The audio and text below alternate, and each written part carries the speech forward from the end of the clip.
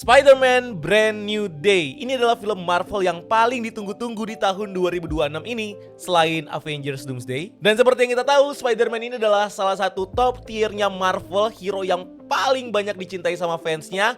Dan film ini bakal jadi lembaran baru buat perjalanannya si Peter Parker setelah kejadian yang terjadi di film Spider-Man No Way Home. So, sebelum kalian nonton filmnya, tonton dulu video ini karena di sini gue bakal ngebahas semua hal yang perlu kalian tahu sebelum kalian nonton Spider-Man Brand New Day. Jadi, saya di sini nih karakternya siapa ya? So, nggak usah lama-lama lagi, langsung aja bareng gue Rian. Let's explore this universe.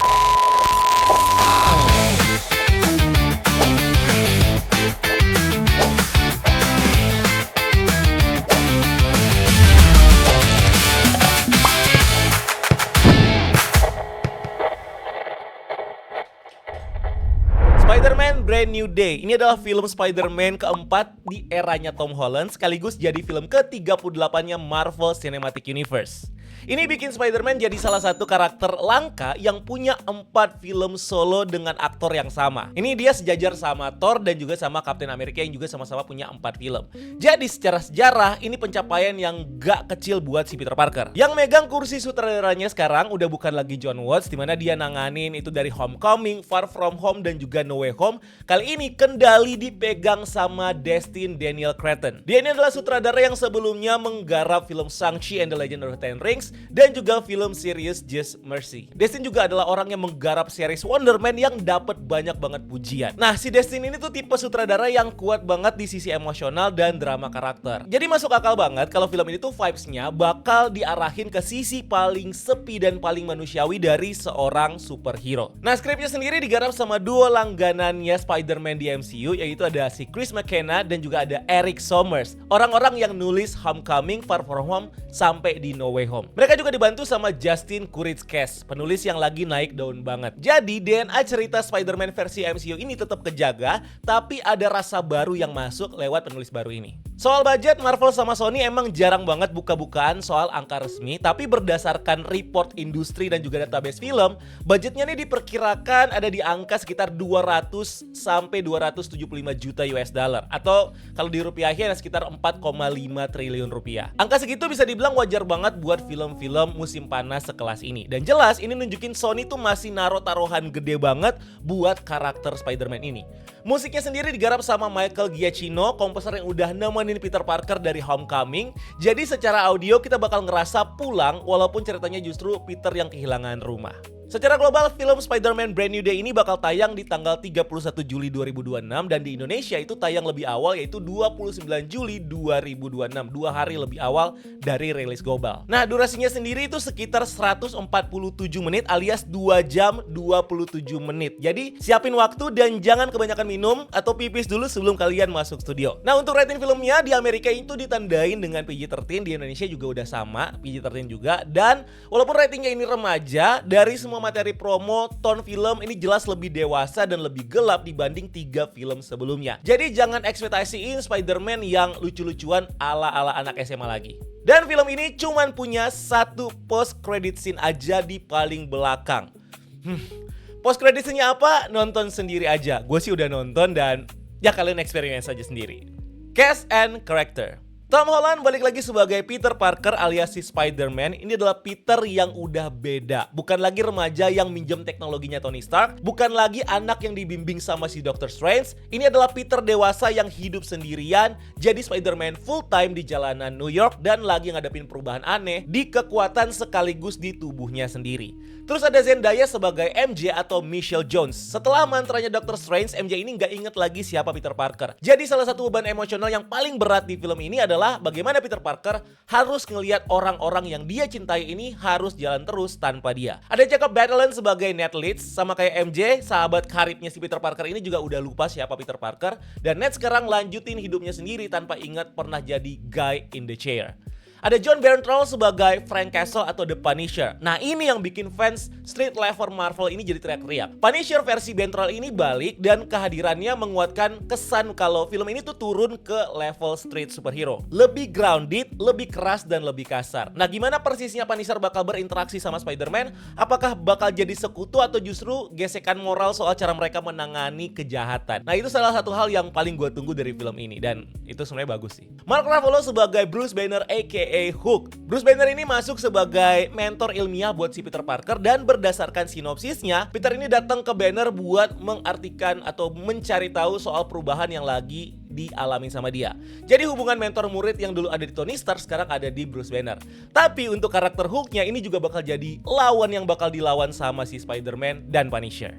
Michael Mendoza sebagai Mac Gargan alias Scorpion. Ingat karakter ini, dia terakhir muncul di post credit scene Spider-Man Homecoming, ngajakin ngobrol soal balas dendam ke Spider-Man. Setelah bertahun-tahun, akhirnya utang cerita itu dibayar di film ini dan Mac Gargan ini balik. Ada Liza Colon-Zayas sebagai detektif Jean the Wolf. Ini adalah karakter komik yang cukup ikonik. Dia ini adalah detektif NYPD yang punya hubungan rumit sama Spider-Man. Kehadirannya lagi-lagi nunjukin nuansa crime dan investigasi yang kental dari film ini. Terus ada Tremel Tillman sebagai Bill Metzger. Ini adalah aktor yang lagi hot banget pokoknya. Namanya Bill Metzger, ini belum ketahuan nyambungnya ke karakter komik yang mana, tapi dari trailernya, di sini kita udah bisa ngelihat kalau dia adalah pemimpin dari DODC atau Department of Damage Control.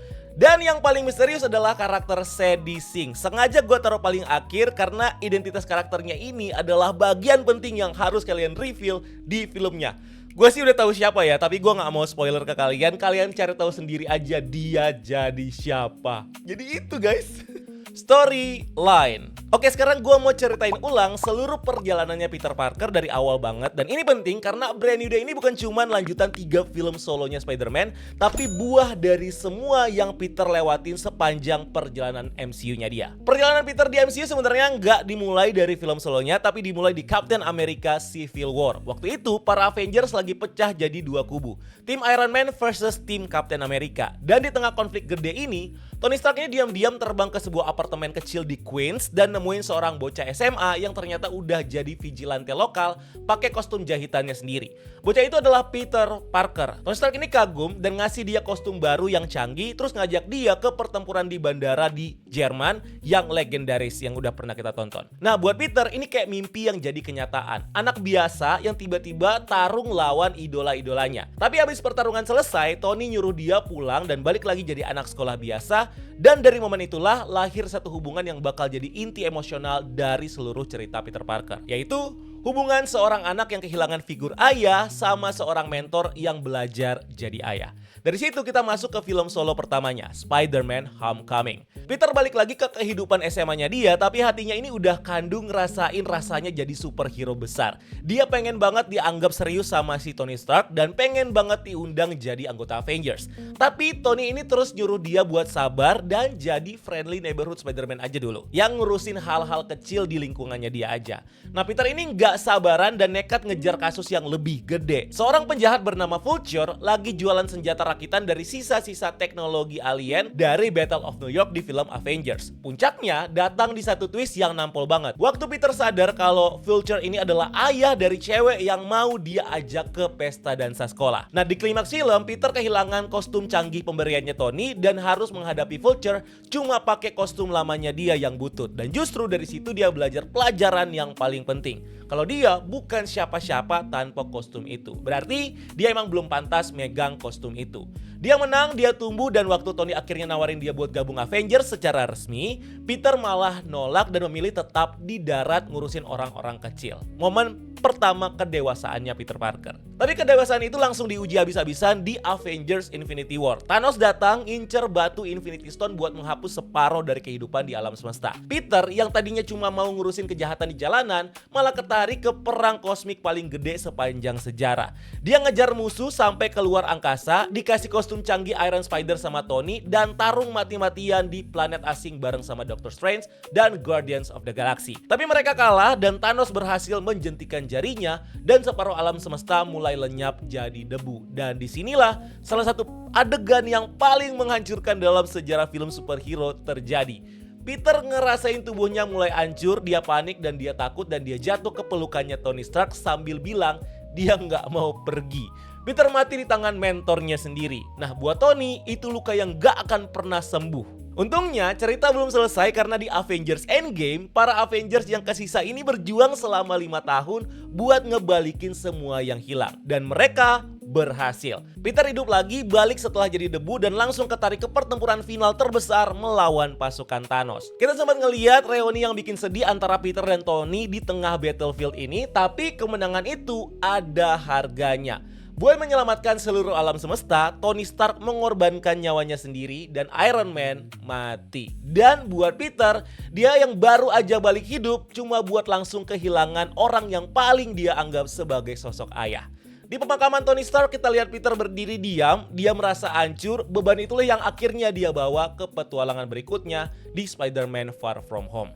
Nah, di film itu Peter tuh cuman pengen satu hal aja, istirahat. Dia pengen liburan sekolah ke Eropa, pengen ngumpulin keberanian buat nembak cewek yang dia taksir, si MJ. Ya, dia pengen jadi remaja normal sebentar aja. Tapi dunia nggak ngasih dia ruang. Karena sekarang semua orang mandang dia sebagai calon penerus Iron Man, penerus Tony Stark. Beban legacy itu berat banget buat anak seumuran dia. Nah, di tengah itu muncul Mysterio yang ngaku sebagai hero dari universe lain dan langsung ngerebut simpati orang-orang.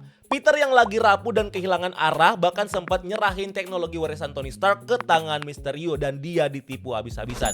Padahal Mysterio itu penipu yang ulung banget. Dia ini adalah mantan karyawannya Tony Stark yang sakit hati, yang seluruh kekuatannya cuma ilusi dan kebohongan yang dirancang pakai teknologi. Peter sempat ketipu telak, sempat jatuh-jatuhnya, tapi akhirnya dia bangkit dan percaya sama instingnya sendiri dan dia ngalahin Mysterio. Tapi Mysterio ninggalin bom yang terakhir yang menghancurkan si Peter. Begitu dia kalah, dia nyebarin video palsu yang udah diedit sedemikian rupa dan lewat video itu dia ngebongkar identitas asli Spider-Man ke seluruh dunia. Nama Peter Parker, wajah Peter Parker sekarang diketahui semua orang di planet ini sebagai Spider-Man. Dan dari sinilah semua memuncak di Spider-Man No Way Home. Film yang mengubah total hidupnya si Peter Parker. Nah, karena identitasnya bocor, Peter dan semua orang terdekatnya langsung berantakan nih hidupnya. Dia, MJ sama Ned ini semuanya kena getahnya. Sampai masa depan mereka jadi terancam. Nah, karena kepepet, Peter ini datang ke Doctor Strange dan minta satu hal yang kelihatannya simpel. Dia mau bikin dunia ini lupa kalau Peter Parker itu adalah Spider-Man. Tapi di prosesnya, Peter ini terus minta pengecualian di tengah-tengah mantra dan mantranya malah jadi kacau sampai malah nge-crack dinding multiverse. Akibatnya, musuh-musuh Spider-Man dari universe yang lain ini ketarik masuk ke universe utama ini. Dan bersama mereka datang juga dua versi Peter Parker dari universe lain. Film ini jadi perjalanan emosional yang luar biasa dan penuh nostalgia, di mana kita bisa ngelihat si Spider-Man Tobey Maguire dan Spider-Man Andrew Garfield bertigaan sama Spider-Man Tom Holland. Ini adalah petualangan yang seru banget, penuh air mata juga dan kehilangan. Tapi endingnya adalah keputusan yang paling menghancurkan yang pernah dibuat sama si Peter Parker. Buat nutup celah multiverse dan nyelamatin semua orang, Peter ini meminta Doctor Strange buat bikin seluruh dunia lupa total kalau si Peter Parker ini pernah ada. Bukan cuma lupa kalau dia adalah Spider-Man, tapi lupa tentang keberadaannya sepenuhnya. MJ lupa, Ned lupa, semua orang yang pernah dia cintai lupa. Dan yang bikin momen ini jadi kena banget, Peter memilih itu dengan sadar, sendirian, dan sengaja. Dia mengorbankan seluruh hubungan dan seluruh sejarah hidupnya demi keselamatan orang-orang yang dia cintai. Walaupun ya artinya mereka nggak akan pernah inget lagi sama dia. Nah, di scene terakhir No Way Home kita ngelihat bagaimana si Peter ini mulai dari nol. Di apartemen kecil yang sederhana, kostum yang dia jahit sendiri tanpa teknologi Tony Stark, tanpa siapa-siapa. Seorang Spider-Man yang benar-benar anonim kembali ke akar paling murni dari karakter ini. Nah, di titik paling sepi itulah Brand New Day akan dimulai. 4 tahun setelah film Spider-Man No Way Home. Peter udah dewasa, udah hidup sendirian di New York, dan dia jadi Spider-Man full time yang gak punya seorang pun yang inget siapa dia. Judulnya Brand New Day bukan cuma manis-manisan doang, tapi ini adalah bener-bener hari yang baru, lembaran yang bener-bener kosong buat si Peter Parker. Tapi justru dari kesepian sepekat itulah tekanan yang bakal mengubah dirinya pelan-pelan mulai numpuk. Nah, ini yang bikin film ini beda dari semua film Spider-Man sebelumnya, karena musuh utama film ini bukan cuma sekedar orang jahat yang pakai kostum keren. Dari deskripsi dan dari yang udah gua tonton tanpa gua nge-spoiler, di sini udah banyak yang bilang juga kalau musuhnya adalah musuh kuat yang bahkan gak bisa dilihat sama siapapun. Sekali lagi, musuh yang gak kelihatan. Dari materi promonya, kita ngeliat orang-orang di New York tiba-tiba kehilangan kendali atas diri mereka sendiri, kayak yang ada yang ngendaliin dari jarak jauh. Jadi ini bukan pertarungan fisik biasa, tapi ancaman yang main di level pikiran dan manipulasi. Ada Sadie Sink yang menjadi musuh utamanya. Marvel sampai sekarang menolak buat ngasih tahu siapa karakter si Sadie Sink ini. Dan bahkan sengaja disembunyiin di berbagai materi, bahkan udah diundang wawancara aja, karakternya tetap nggak di-reveal. Jadi bener-bener kalian harus nonton. Dan percaya sama gua, it's worth it. Kalau kalian nonton dan kalian bakal tahu siapa karakter si Sadie Sink ini, kalian bakal bener totally surprise. Ini film yang bagus banget. Gue sendiri udah nonton guys, dan gue bisa bilang ini adalah salah satu film Spider-Man terbaik guys. Openingnya aja ada di angka 90% di Rotten Tomatoes. So, ya kalian lihat sendiri aja lah. Dan di sini kita juga bakal ngelihat ada perubahan dari diri Peter sendiri. Dari sinopsis resminya menyebutkan kalau ada tekanan sebagai Spider-Man full time yang memicu evolusi biologis yang bisa berbahaya buat dirinya. Bukan cuma buat musuh, tapi buat dirinya sendiri. Ini yang bikin Peter sampai harus minta bantuannya Bruce Banner, dan dari sinilah muncul segudang teori soal apa persis yang ada di dalam tubuh Peter Parker ini. Dan kita juga bakal ngelihat bagaimana perpaduan antara Punisher, Peter Parker, dan Hulk, dimana tiga karakter ini adalah tiga karakter yang bener-bener wow, keren-keren semua muncul dan bergabung di dalam satu film. So, we're gonna see it guys. Movie recommendation. Nah, biar kalian makin siap dan makin nyambung pas nonton filmnya, ya kalian bisa langsung aja nonton film-film Spider-Man yang terdahulu, ya film triloginya Spider-Man Tom Holland dari Homecoming, Far From Home, dan juga No Way Home. Minimal tonton ulang No Way Home lah buat kalian tahu atau buat kalian refresh atau ngerti nyambungnya kemana ke film No Way Home ini. Ke film Brand New Day ini, maaf salah. Nah, buat yang mau ngerasain vibe Spider-Man yang lebih jalanan, yang lebih gelap, cek juga series Your Friendly Neighborhood Spider-Man, dimana di situ Tombstone juga muncul dan ada nuansa crime keras buat di ceritanya. Nah, buat yang pengen kenal sama sutradaranya si Destin Daniel Cretton, kalian bisa nonton film Shang-Chi and the Legend of the Ten Rings, dan itu juga keren banget. Dan kalau kalian penasaran sama Punisher versi John Bernthal ini, kalian bisa ngelihat ada banyak banget series Punisher yang sebelumnya, atau kalian bisa nonton One Last Kill-nya Punisher yang cuman ya mungkin berapa jam ya, itu setengah jam doang yang ada di Disney Plus. So itu dia semua hal yang perlu kalian tonton dan kalian tahu sebelum kalian nonton Brand New Day, Spider-Man Brand New Day. Kalau kalian udah nonton filmnya, kalau kalian punya penilaian atau kalian udah tahu siapa karakter yang dimainin sama Sadie Sink, coba tulis di kolom komentar di bawah dan kita diskusi rame-rame. Dan kalau kalian nggak mau kena spoiler, jangan lihat-lihat komentar di bawah guys, karena bakal penuh dengan spoiler. So, itu aja dari gua, thank you dan nonton video ini. Jangan lupa like video ini dan subscribe sebagai bentuk dukungan kalian buat channel ini. Cari kita juga di TikTok dan di Instagram, karena kita juga bikin konten di sana. Dan jangan lupa lakukan satu kebaikan hari ini. See you on the next video. Gua Rian, until next time, keep exploring the multiverse.